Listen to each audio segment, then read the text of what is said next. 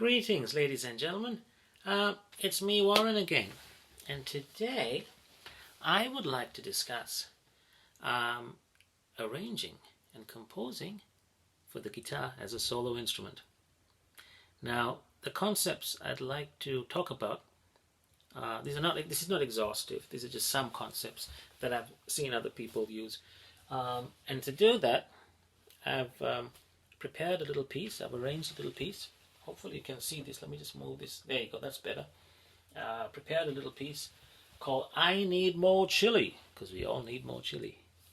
And I'll hopefully be able to use this in this discussion. A few preliminary things. It's in 4/4 time.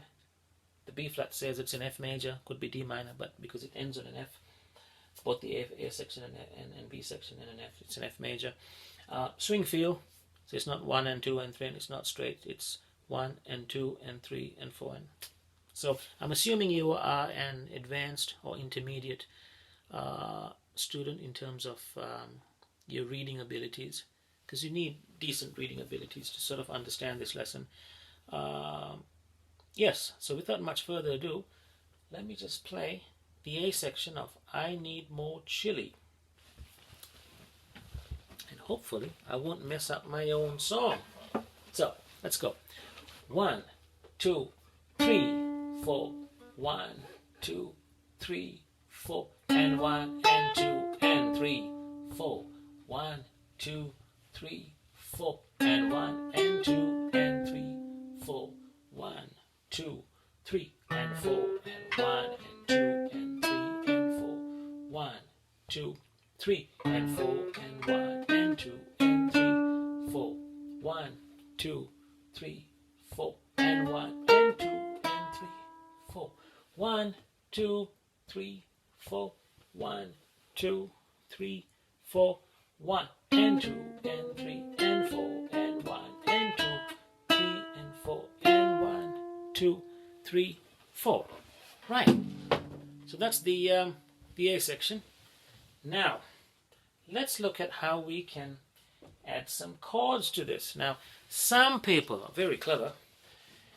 They can do chords and melodies and bass lines and all that stuff. And I'm trying to get there as well. I can sort of do it to some extent, you know, with the whole... And then add some chords to the bass line. And then...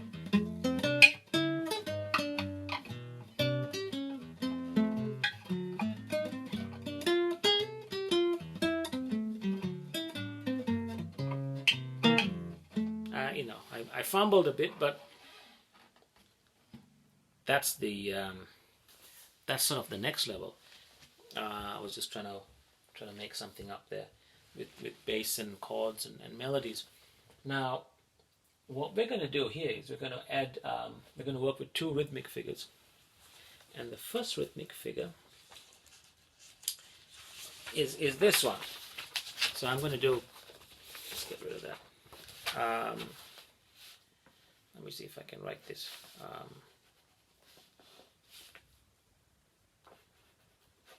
So you've got that, and that's 1 and 2. 1 and 2. Let me try to clap that. 1 and 2. Let's clap it together. Ready, steady, go. 1 and 2. Very good. And what we're going to do is we'll play the bass on the 1, a chord, and I'll just write C for chord on the end, and the bass on the 2. See that? Now, I'm going to call that rhythmic figure 1, and I'm going to represent it with a square. And rhythmic figure 1 goes something like this. It's bass, chord, and bass. 1 and 2. 1 and 2, you know.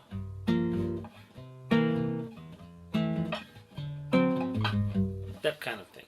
So, let's look at where we can use that rhythmic figure. Well, the obvious place, right at the start, there's a... so basically we're going to use that idea we're going to intersperse that idea between the melody rather than have that alongside the melody.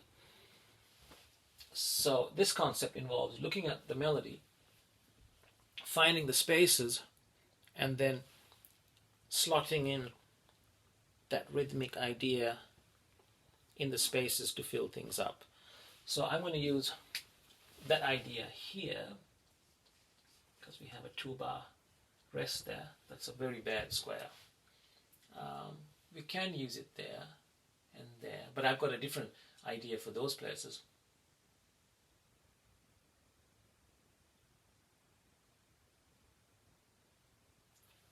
And maybe here, I might use 2 there, maybe that, there. Yeah. Now, the next figure is a very common idea used in comping patterns, and we'll call that figure 2. So this one's figure 1, the next one's figure 2, and the next one's a 3-beat idea.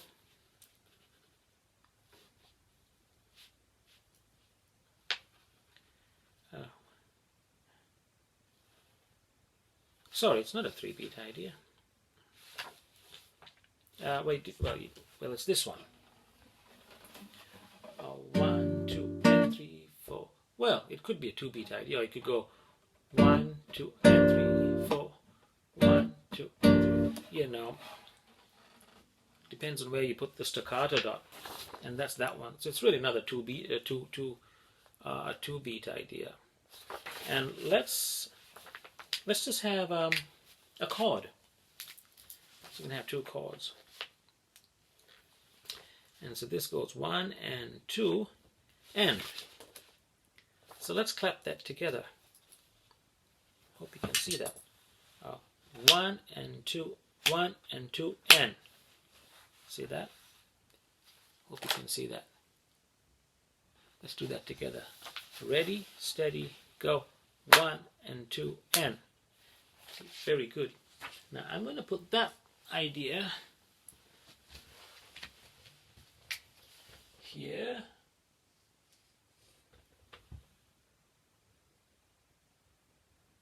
Maybe here.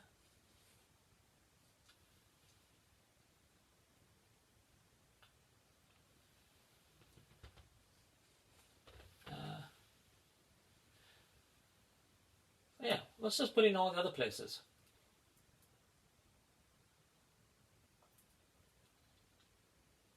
Yeah, maybe here as well.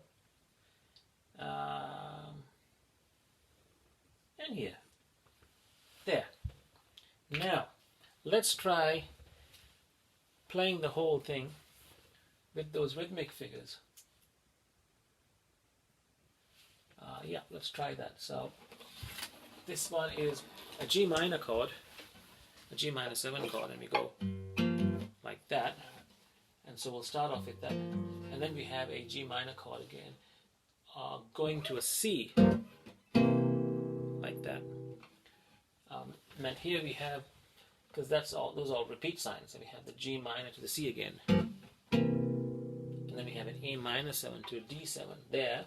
And then we have an E flat to a D7. And then we have G minor to C again. And then here we have E flat 7, D7, D flat 7, C7, and then we're back here. So let's try playing that whole thing from the start. 1, 2, 3, 4.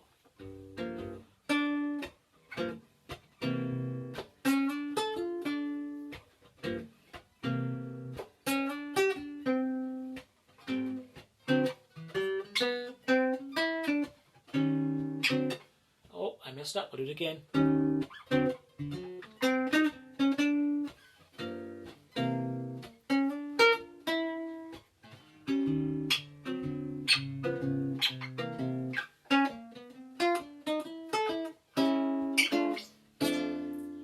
There we go. Let me try doing that properly again. 1, 2, 3, 4. 1 and 2, 3, 4. 1, 2 and 3, 4. 1 and 2 and 3, 4. 1, 2 and 3, 4. 1 and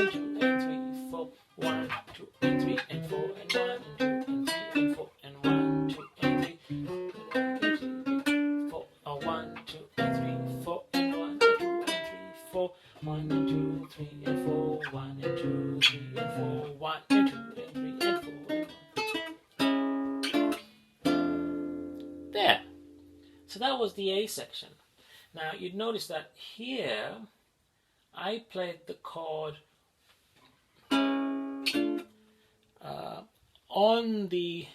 I played the exact same rhythm as that, as the melody, and I had the chords play the same rhythm. And then I had a bass note there. So I'm going to do the same thing in the B section. The B section, rather than play chords and rhythmic figures interspersed by melody or play those figures in between the melody, I'm going to play in the B section. I'm going to play the chords and the bass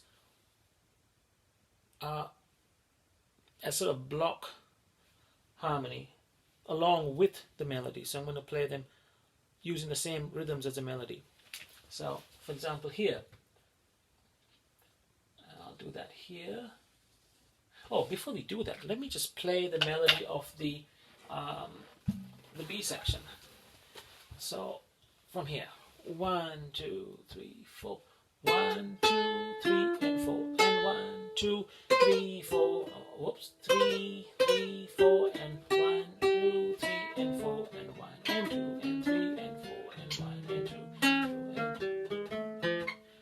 Let me do that again. 3, 4. Oh, that was bad.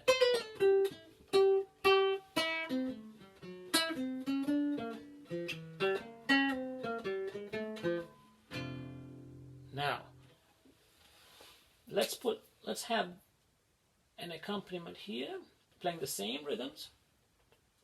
And maybe, now this is called an anticipation. I'm going to put the A minor here, just before the next bar where the chord change actually happens. I'm going to anticipate that chord change by bringing the A minor in there. So I'm going to play the A minor on that A, and maybe I'll have the F6 here, playing those two notes. And then maybe here I'll have an F6 there. So let's see what that sounds like. So now I'm not playing, and here as well, the end of the A section. So I'm going to play from here, the accompaniment playing the same rhythms as the melody.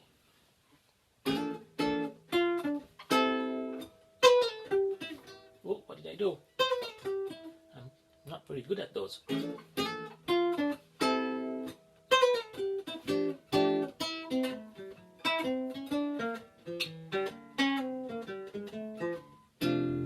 there you go. Let me try playing the whole thing from the start. 1, 2, 3, 4. Oh, that was wrong. 1, 2, 3, 4.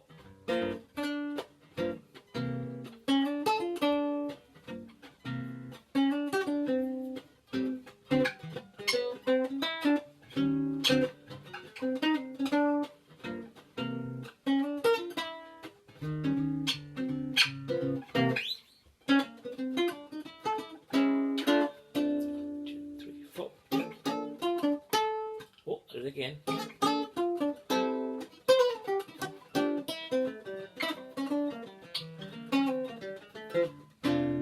And there you have it.